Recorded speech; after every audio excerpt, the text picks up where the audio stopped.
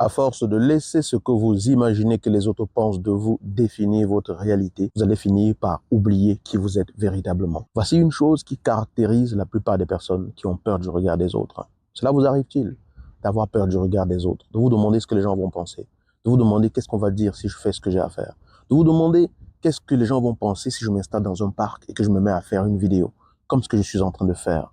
Ici, il a plu, le ciel est couvert, l'atmosphère est agréable, la température est agréable. J'ai décidé de venir vous parler. Il y a une dame là qui est passée tout à l'heure, qui m'a un peu regardé. Et j'aurais pu me dire, cette dame, elle est en train de penser que je suis un fou. J'aurais pu me dire, cette dame, elle est certainement en train de se demander qu'est-ce que je fais là. De toutes les façons, elle me regarde, c'est tout ce que je sais. Je ne sais rien d'autre. Et je ne cherche même pas à le savoir. Parce que le message que j'ai à vous partager, c'est un message qui est important. On a en nous plusieurs voix. La plupart du temps, deux voix. Une voix qui va nous donner toutes les raisons possibles pour ne pas faire ce qu'on a à faire. Et cette voix-là, elle est souvent amplifiée par ce qu'on s'imagine, ce que les autres disent. La peur du regard des autres est liée au fait que nous imaginons dans notre tête ce que les gens peuvent être en train de penser. Et nous faisons des scénarios par rapport à cela.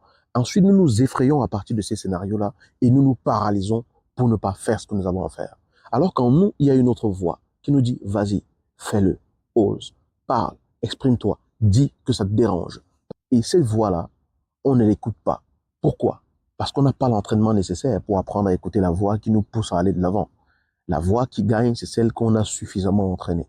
Maintenant, il est temps d'apprendre à entraîner en vous la voix qui va simplement vous donner de la force pour aller de l'avant. Dites-vous que vous ne pouvez pas savoir ce que les autres pensent. Et même si vous le saviez, la vraie question, c'est qu'est-ce que vous pensez? Qu'est-ce que vous dites? La peur du regard des autres peut se terminer dès maintenant.